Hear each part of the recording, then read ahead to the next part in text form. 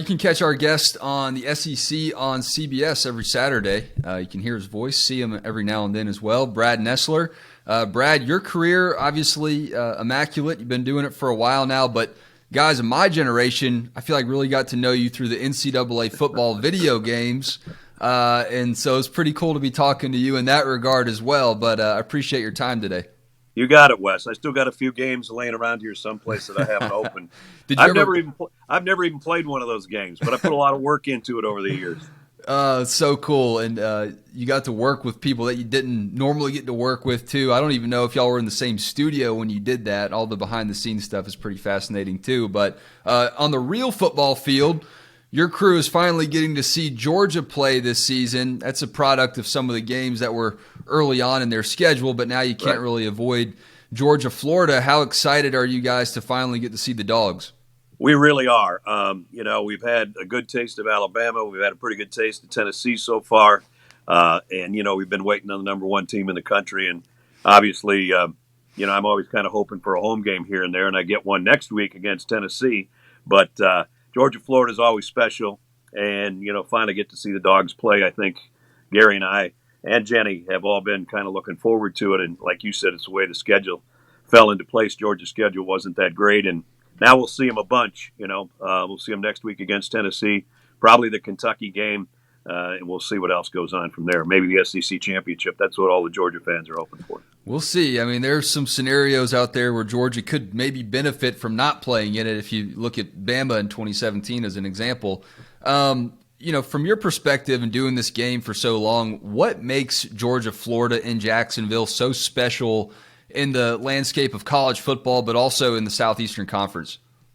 Well, one thing, there's not a lot of neutral, quote unquote, neutral site games left anymore. And, I did Texas and Oklahoma a lot of years at the State Fair of Texas, and just the way things are split down the middle, half and half with the fans, I think is something that people really look forward to. The folks down in the Golden Isle, the whole weekend to make a party of it, throughout the weekend. And the game is just kind of a sidelight at times. And then some of the things, for me personally, I love sitting out in our bus and just watching the people before the game. I try not to go up to the booth too early. Last year, for instance, I saw these two guys, and they both had leather recliners with motors on them, and they had a beer in each cup holder, and they were still pulling a cooler behind it. And I thought, okay, maybe that happens on college campuses, but it happens in Jacksonville. I know that. So it's a little bit weird. It's a lot of fun. I think the fact that all these kids have been, either gone to Georgia or Florida for the most part, a lot of the kids in high school, they know each other. And the fact that it's a border war, you just kind of mix it all together. And then, when you add what Spurrier did over the years and all of that, it's a great mix. And there's great stories involved and just different kind of rivalry, I guess, than, say, Auburn, Alabama. Yeah. Well, I think you kind of answered my next question with the recliner anecdote. But when you look back at this game through the years, there has to be a moment either on the field or off the field that immediately comes to mind for you when you think about Georgia, Florida. I mean, what's the first maybe one or two memories that really come to mind for you about this game? I think the first memory I ever had of it, I got to go to the game as a fan. It was 82, I think. And I think that was a strike-shortened NFL season, and I was doing the Falcons on radio at the time. And the Falcons were going to play the Saints the next day. And so I went to the game and then went from there to New Orleans. And so I got to see it as a spectator and as a reveler. I was in my 20s, so I thought I could party at the Georgia-Florida game and still make sense the next day on the radio. So that was one of them. And I always look back at that and I go, I don't get an opportunity to tailgate very often. I don't get a chance to go to many football games and just be a fan. And so that was my first taste of it. And from that point on, I knew that whenever I do that game, I probably couldn't do the things the night before that I did then. Sure. Use your imagination, right? Yeah. So I found a tweet about you. It's not bad, I promise. But someone said, I feel like when I listen to Brad Nessler call a game, he's sitting in the booth with a cigar and a scotch. And I know that you don't do that. That's obviously a no-no in the business. But if you were to partake in a cigar and a scotch in the booth, what would your choices be as a connoisseur? Okay, I'm pretty simple now, and I do that, but not during the game. But I do as soon as the game's over, for the most part. I am a Scotch drinker, and I drink blended Scotch. So if anybody wants to send me a bottle of Dewar's, I'm here. And my cigar of choice is Don Diego Lonsdale's, which I get from Famous Smoke Shop.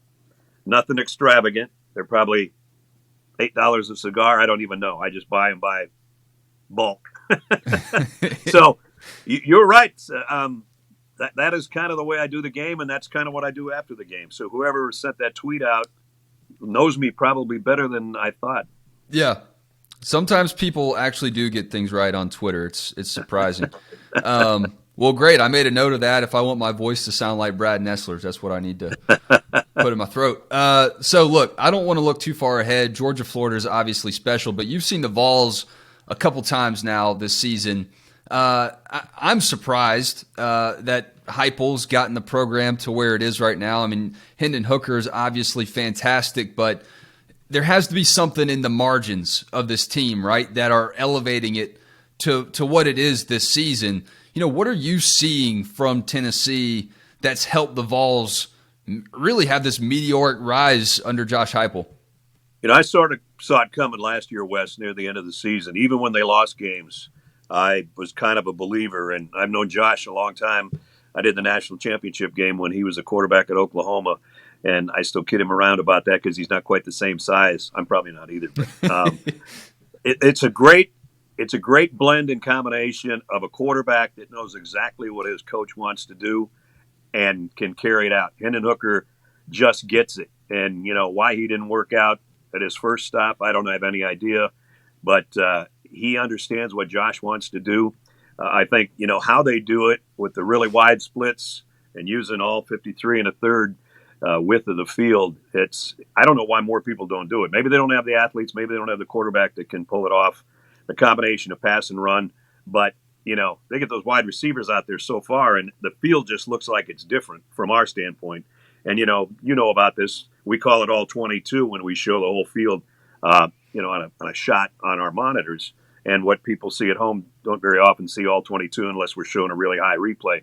But, man, you watch it, and you can see plays developing because of those wide splits and how they use the whole width of the field. And so it makes some big openings in the middle. Got a quarterback that's got a hot hand right now. Their defense is getting a little bit better. They give up a lot of points, but they score more than everybody else. So that's all they need to do. What are you most looking forward to seeing about Georgia? Stetson Bennett obviously kind of had a rocky start. It's so tough to repeat, but it seems like he's kind of getting his footing. Obviously, the defense had to replace so many people, but they're that nameless, faceless defense. What do you still want to figure out about Georgia? I like it when they got 3 tight ends in there, and I know that's kind of plotting, and people think, well, that's not the sexy look, and that a lot of people have, not the Tennessee type of thing. But, I would, if I'm Coach Monk and I'm getting those guys involved early and often against Florida. Darnell Washington's coming along. They're just kind of getting it to him out in the flat and let him run people over. I think Brock Bowers is going to have a big game. It's about to happen, I think, and I think it's going to happen against Florida. Both teams run the ball well. Florida does a really good job. They've got 3 guys averaging over 6.5 yards a carry, and that's basically how they're living right now. But Anthony Richardson is really fun to watch. He played great against Tennessee when we did him, had huge numbers, and it was just, really exciting to watch him play. He's just really inconsistent. And if he plays a great game, Florida's got a chance. If he doesn't, Kirby's defense will get after him for sure. No doubt. Last one for you. Not really about the game on the field or anything like that, but, I mean, you've seen Georgia's program for a while, and, when I have these conversations, I want to ask people who have been around Georgia's program or can appreciate its history about Vince Dooley and what he's meant to Georgia's program as a coach, as a leader, athletic director, all the above, community member in the state and in Athens. What do you remember about Coach Dooley, or any stories about Coach that you'll always remember about him? I got one picture of Coach Dooley over here. He did color with me on a Peach Bowl, I think, way back. and I got another one over here, and we're both a little bit older. We used to do a radio show together every like Thursday morning or something like that on WGST, and so they were really good. When I first moved to Georgia, the first year they won the national championship, and they could have won it again. And I'm like, well, there's nothing to this. This is simple. I mean, I'm just going to be covering national championship teams every year. I didn't know it was going to take 41 more years for them to do it again, but they were so good compared to some of the other teams. And I remember one time I said they were getting ready to play Vanderbilt. So my question to Coach was, Coach, got a Vanderbilt team coming up this weekend. And I said, what do you see from them that's going to be a problem for you? And he said, well, Brad, I got to tell you, Vanderbilt's got the finest punter in the country. And we could talk about punters because that's the only thing he could find really nice to say about Vanderbilt. So he's a class gentleman. He always tries to find the good in everybody. I still get together with him when I can, and he's cherished. And he's, I know he's 90, and I know he had a little bit of bad health recently, but I hope he's around another 15 years. That's a pretty good Coach Dooley impression there, Brad. I like that. Georgia fans, if you see him in Jacksonville, bring an extra bottle of Dewar's maybe. He'll enjoy it after the game, of course. After the game. And maybe you'll see him in Athens, too, around campus for what will be, if Tennessee holds up their end of the bargain and Georgia does too, I mean, can you imagine what that campus is going to look like, man? It's going to be nuts. But we'll cross that bridge when we get there. Brad, I really appreciate it. Can't wait to watch your call on Saturday on CBS. And it's always a fun cocktail party, whether they want to call it that still or not. And we've seen some weird things happen down there in Jacksonville. You don't know what's in here, do you, Wes? Well, I'm not going to say what time it is when we're recording this, so no judgment. It's water. Okay. I'm just All kidding. right. There you go. All right, man.